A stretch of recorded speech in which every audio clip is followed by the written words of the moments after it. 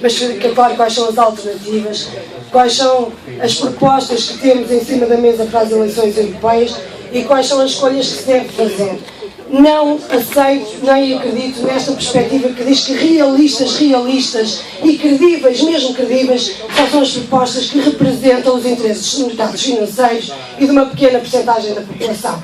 Não é assim. Quando nós somos eleitos e eleitas, somos eleitos e eleitos para representar cidadãos e cidadãs e não interesses corporativos de multinacionais que já têm muito peso, resgataram a democracia. Nós precisamos de resgatar novamente a democracia, retirá-la da dominação dos interesses financeiros e devolvê-la ao povo, que era de onde nunca deveria ter sido tirada. Este é o momento único para fazê-lo. Há propostas mesmo claras, alternativas, concretizáveis. O nosso problema não é falta de recursos. Volto a terminar dizendo é uma questão de escolha política. E nesse sentido, e como eu tenho a certeza absoluta que no dia 25 de maio, quem defende a austeridade votará, quem defende os interesses que estão no poder votará, quem enriqueceu e tanto nos últimos 3 anos, como os milionários, que enriqueceram como nunca teriam enriquecido nos últimos anos, votará também. A questão é de saber como é que nós temos um país onde 25% do eleitorado está desempregado, metade do eleitorado é pensionista ou reformado, e como é que esse país se levantará contra esta política, que é uma política que é contra si própria. E eu não aceito, nem posso reforçar esta questão da disputa a ver quem é que muda mais, porque a única mudança mesmo nos cartazes que dizem mudança é a cara. Em 2011, para as legislativas, tínhamos Pedro Passos Coelho e à frente dizia mudar. E agora temos Francisco Assis e à frente diz mudança. Na realidade, nós precisamos de mudanças concretas, credíveis, que respondam às necessidades das pessoas e não dos mercados financeiros. Porque, para terminar mesmo, os offshores só não se tramitam porque não se querem. Porque a União Europeia tem 80% dos offshores, mas acha que só com toda a gente no mundo entender que se deve fazer, é que se pode fazer, porque coitadinhos, 80% é uma cota muito reduzida. Paulo Rangel.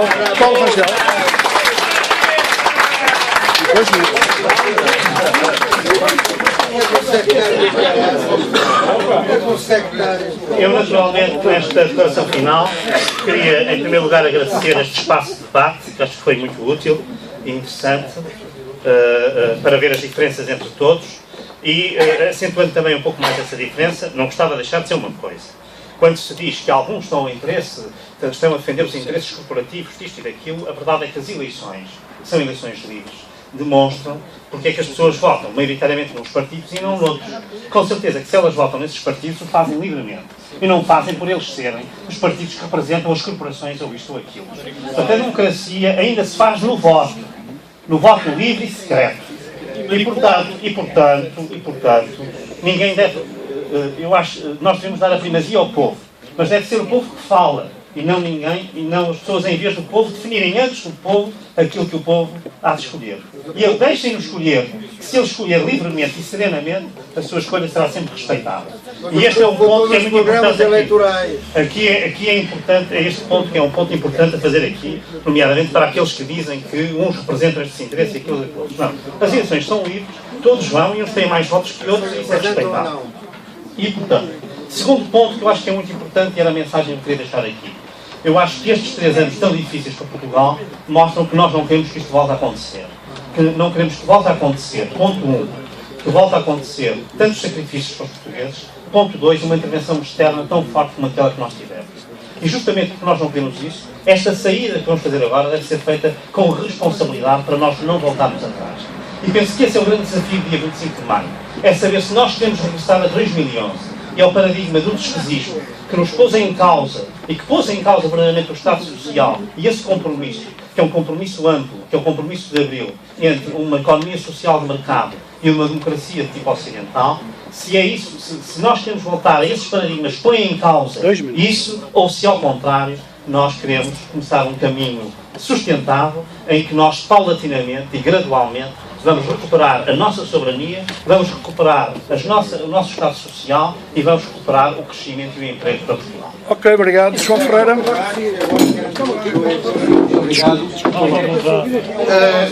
Nós, nestas eleições, o povo português está confrontado com uma opção. uma opção entre a ambiguidade e a clareza, uma opção entre a submissão dos interesses do país a constrangimentos, imposições, venham elas de onde vierem. Hoje o Conselho Europeu é dominado por uma relação de forças em que 6 países têm 70% dos votos, 22 têm os outros 30%, e é este Conselho Europeu que vai estar a vigiar, por via dos mecanismos a que PS e PSD amarraram o país, os orçamentos nacionais, as linhas com que nos vamos cozer no nosso dia-a-dia. É o momento de uma opção entre quem se apresenta ao eleitorado com a singular autoridade da coerência das suas posições, a que a vida veio a dar razão, e aqueles que foram alimentando ilusões e adaptando as suas posições às consequências daquilo que defenderam no passado.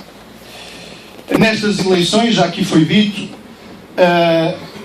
vamos eleger 21 deputados para o Parlamento Europeu. É importante que eles estejam vinculados, sim, de facto, com a defesa dos interesses do povo e do país, e não a quaisquer outros interesses ou aceitando quaisquer outras submissões. Um minuto.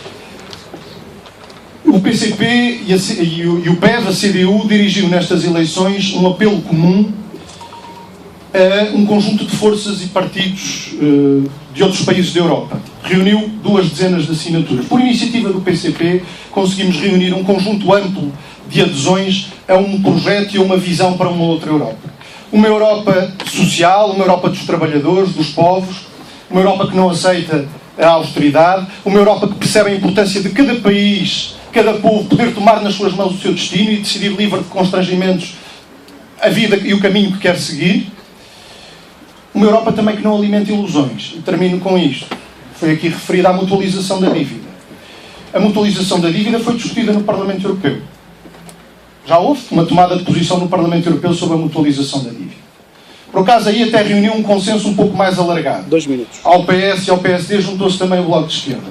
Foi discutida em termos em que previa que, havendo emissão conjunta de dívida europeia, os países com uma percepção de risco mais elevada nos mercados deveriam indemnizar financeiramente os países com menor percepção de risco, para terem a mesma taxa de juros. Ou então, havendo emissão de dívida comum europeia, a taxa de juros mantinha-se diferente para os que tinham menor percepção de risco ou para os que tinham maior percepção de risco. O caminho é atacar as causas estruturais que estão na base da crise, da dependência, da dívida crescente de uns à conta dos superávites de outros, e não alimentar ilusões que, no fundamental, mantêm tudo na mesma. Ok, obrigado, Assis. Obrigado, também quero saudar a própria pergunta. Então, só 2 comentários finais.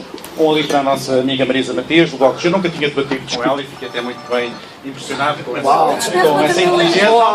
Fiquei mesmo com essa não é paternalismo, porque eu nunca cultivei isso. Mas há uma coisa, e devo dizer ao Marisa. Primeira coisa, eu nunca comparei o Dr. Pedro Passos Coelho e o Dr. Salazar. Nunca fiz essa comparação. O que eu fiz é uma comparação entre alguma estrutura mental que está subjacente a este modelo de governação e uma estrutura mental que proporcionou o salazarismo durante tantos anos em Portugal. São coisas distintas. Em segundo lugar, são coisas muito distintas. São verdadeiramente muito distintas. Se em segundo lugar, se o Martin Schulz não representasse a esquerda, se nós socialistas e sociais-democratas não representasse a esquerda, que pequena era a esquerda na Europa. Não vamos estar com essa posição. É uma coisa, Abril também se fez para que não houvesse donos dentro da esquerda. Eu sou de esquerda, acho que vocês também são de esquerda, mas não vamos agora estar aqui a discutir quem é mais ou é menos de esquerda. Também reparei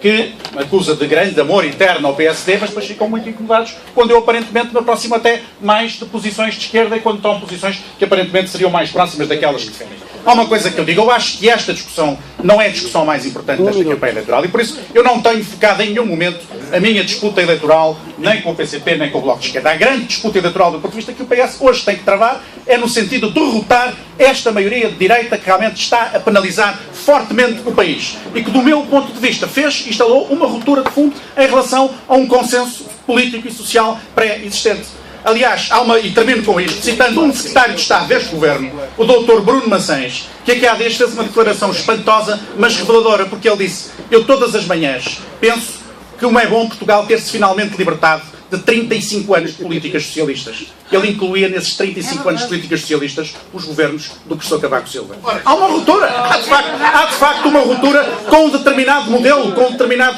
consenso básico que tinha sido estabelecido na sociedade portuguesa. E por isso eu acho que o dia 25 de maio pode ser de facto um momento de ruptura. Não é um momento de revolução, é um momento de ruptura. Até porque as rupturas em democracia só se fazem por métodos democráticos. Nisso, o Rangel tem toda a razão no que disse há pouco e não queria deixar de o salientar por uma questão de seriedade. Tem toda a razão. Em democracia, os sistemas democráticos são sistemas em que as pessoas livremente escolhem, nós podemos concordar, podemos discordar, mas é este o único método aceitável. Porque a democracia tem essa vantagem também. Que aliás havia um filósofo que dizia que era uma das grandes vantagens. É que é o único regime em que as maiorias podem ser mudadas de forma pacífica. Não é preciso nenhuma intervenção militar neste caso. Basta, no dia 25 de maio, votarmos numa outra maioria, como já aconteceu noutros momentos. Termino agradecendo uma vez mais. Foi um belo debate, foi uma bela discussão e espero, francamente, que ainda haja possibilidade de mais debates, porque eu julgo que isso é muito útil e enriquece a nossa vida. Obrigado. Muito obrigado.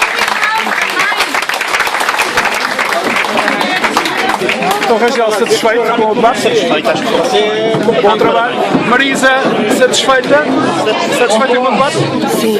Satisfeita com o debate? Sim, só esperava era que tivesse medo mais. Bom, não. Satisfeito? Foi útil? Satisfeito? Muito satisfeito. Ok. Vamos embora. Vasco Lourenço para as despedidas. Peço desculpa, mas estava em trabalho. Força. Não estava em trabalho, desculpa lá, em trabalho é para dirigir isto. Desculpa lá.